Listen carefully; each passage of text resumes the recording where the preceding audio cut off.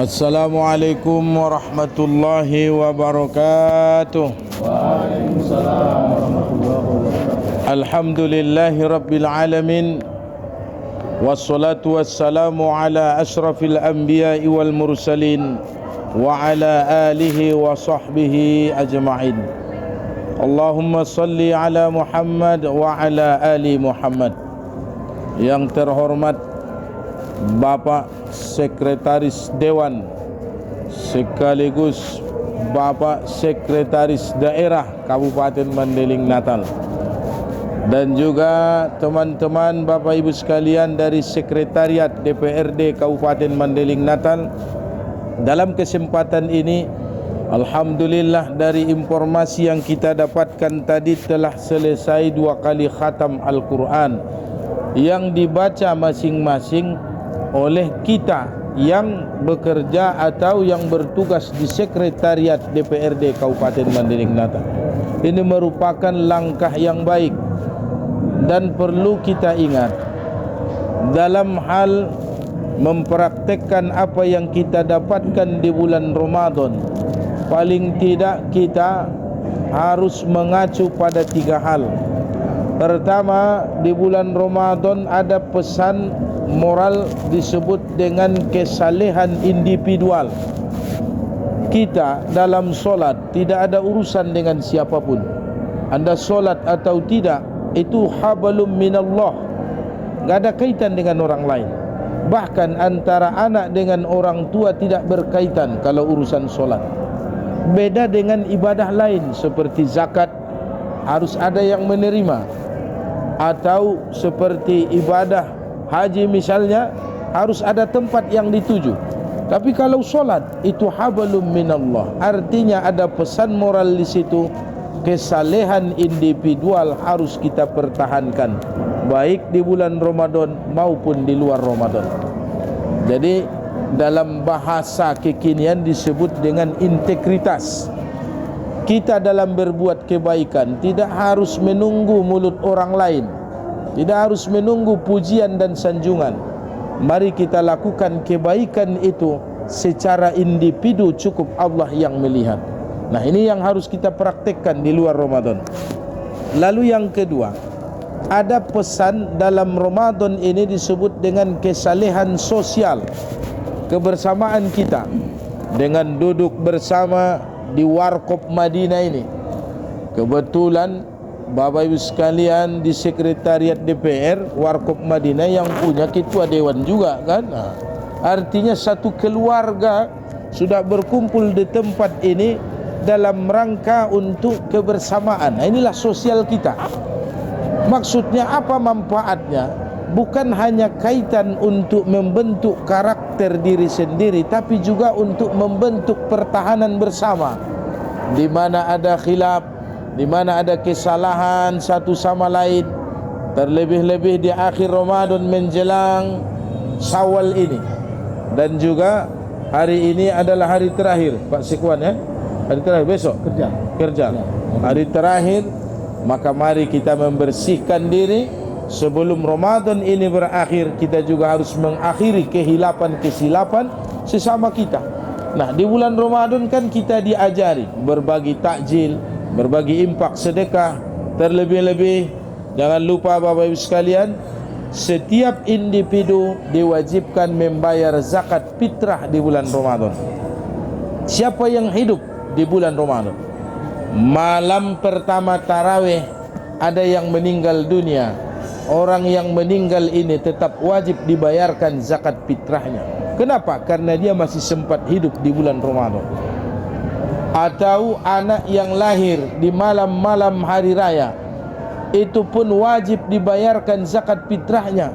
Kenapa? Karena dia masih sempat hidup di bulan Ramadan. Karena batas akhir pembayaran zakat fitrah dari malam pertama Ramadan sampai selesai solat hari raya.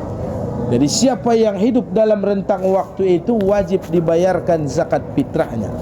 Artinya kita dididik di bulan Ramadan untuk kesalehan sosial. Setelah Ramadan berakhir, ini harus tetap kita biasakan, harus terbuka, harus peduli kepada sesama, terlebih-lebih sesama rekan kerja. Islam mengajarkan kepedulian sosial terkait saudaramu yang jatuh sakit. Bagaimana sikapmu? Apakah peduli? Terkait saudaramu yang ditimpa musibah, ada keluarganya yang meninggal dunia, bagaimana sikapmu? Jadi itu kepedulian sosial. Dalam Ramadan, pendidikan di Ramadan ini kita dapati disebut dengan kesalehan sosial. Banyak ayat yang menjelaskan itu. Terlebih-lebih yang kita baca tadi ada surah Al-Ma'un. Percuma dia solat. Kenapa?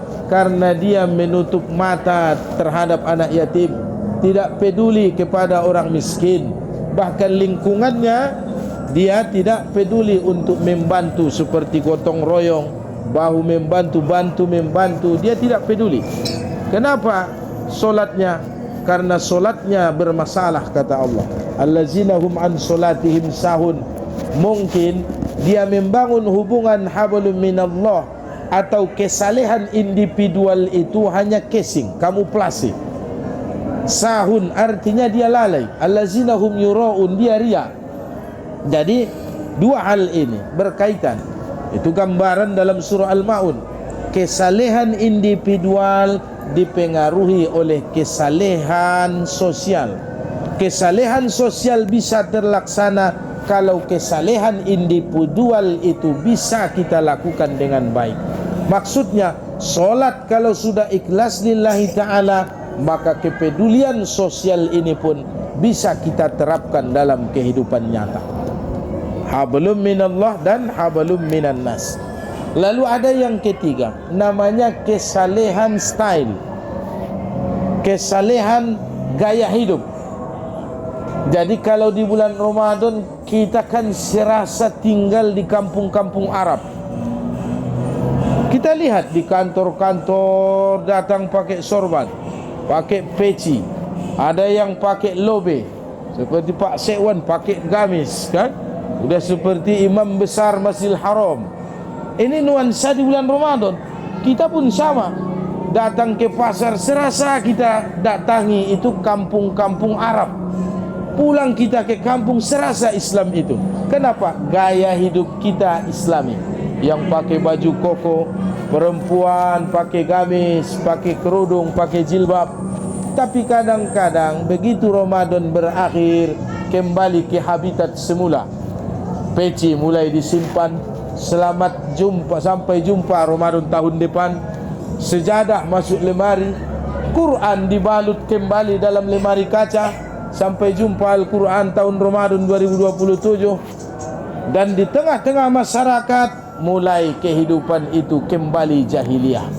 Jadi harusnya Bapak Ibu sekalian, di luar Ramadan harus tetap kita pertahankan kesalehan gaya hidup. Dan jangan juga terjebak dalam menyibukkan diri memperindah, mempercantik gaya hidup. Itu juga salah. Karena ini adalah sistematis atau berurutan. Pertama, kesalehan individual harus kita bangun. Nggak bisa dijadikan nomor 3, itu nomor 1. Kedua baru kesalehan sosial. Ketiga baru kesalehan gaya hidup.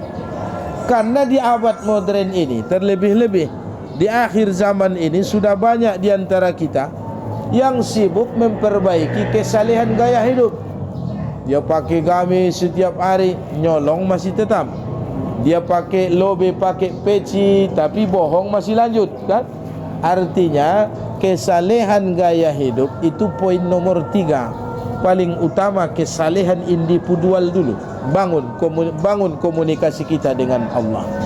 Maka kesimpulan dari penjelasan ini, pelajaran yang bisa kita ambil di bulan Ramadan dalam sebuah statement, Allah yang tentukan hidupmu, kamu tinggal jalani, orang lain harus komentari. Cuma itu kesimpulannya. Allah tentukan jalan hidupmu, kita tak bisa menawar itu.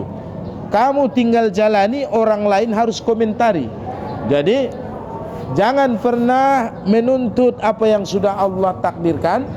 Jangan pernah mengeluh dalam perjalanan hidup di dunia. Dan jangan pernah sakit hati atas komentar orang. karena rumus kehidupan hanya yang 3 ini. Allah tentukan jalan hidupmu, kamu hanya tinggal menjalani, orang lain cukup komentari, selesai. Maka dengan demikian kita akan sampai ke dalam surga yang Allah janjikan. Ramadan ini berakhir kita raih dengan pendidikan dan pelajaran yang ada di dalamnya. Jadi bapak-bapak, ibu-ibu sekalian, saudara-saudara, Pak Sekwan dan juga Ustaz Julham, demikian yang bisa kami sampaikan, karena kita masih perlu turun ke bawah lagi untuk persiapan berbuka. Dan ingat, kita harus berdoa kepada Allah nanti sebelum membatalkan puasa. Doakan dirimu, doakan diri masing-masing. Itu adalah waktu yang makbul. Doa orang yang berpuasa sampai dia berbuka, doa orang tua terkait anak-anaknya, doa orang yang teraniaya. Hadis dalam kitab hadis sahih, tidak akan pernah ditolak Allah 3 doa ini. Maka nanti begitu bunyi sirene, kami ingatkan, doakan dirimu, kesehatanmu, karirmu, rezekimu, ekonomimu, terserah mau doa apa, tapi doakan dirimu. Baru batalkan puasamu. Setelah batal puasa, bacalah doa Allahumma lakasumtu atau zahabaz zoma'u, terserah mana yang sudah kita hafal. Setelah itu makanlah, nikmatilah hidangan yang sudah Allah berikan kepadamu. Jangan salah, jangan terbalik. Ini tinggal berapa hari lagi. Jadi paling tidak 3 hari ini cara kita berbuka baik dan benar. Batalkan puasa, berdoa dulu perihal dirimu, batalkan puasamu, baru Allahumma lakasumtu. Selama ini mungkin Allahumma lakasumtu dulu baru batalkan puasa. Itu wajar, belum tahu. Sekarang sudah jumpa dengan Ustadz Endi Hasan MZ, harus dirubah kan? Karena menurut sunnahnya begitu. Kalau enggak percaya, bacalah terjemahan doa itu. Wa ala rizkika abtortu, atas rezekimu ya Allah aku telah selesai berbuka. Yang namanya sudah selesai berbuka berarti dibaca setelah makan dan minum. Atau doa yang paling sahih, zahabaz zama'u wa batallatil uruku, telah hilang rasa haus karena sudah minum. Wa batallatil uruku, telah basah kerongkongan karena sudah buka puasa. Wa sabatal ajaru insyaallah, itu lebih sinkron lagi artinya. Jadi sekali lagi Bapak-Ibu sekalian, simpelnya begini, nanti bunyi sirene, doakan dirimu, terserah mau doa apa aja. Baru batalkan puasamu. Setelah batal puasa, baru baca doa Allahumma lakasumtu, ya Allah kepadamu aku telah selesai puasa karena sudah buka puasa. Wa bika amantu, dan denganmu aku telah beriman karena sudah selesai puasa. Wa ala rizkika abtortu, atas rezekimu ini abtortu, aku telah berbuka. Birahmatika ya arhamar rahimin. Demikian Bapak Ibu sekalian yang bisa kami sampaikan. Wa akhiru da'wana alhamdulillahi alamin. Wassalamualaikum warahmatullahi wabarakatuh.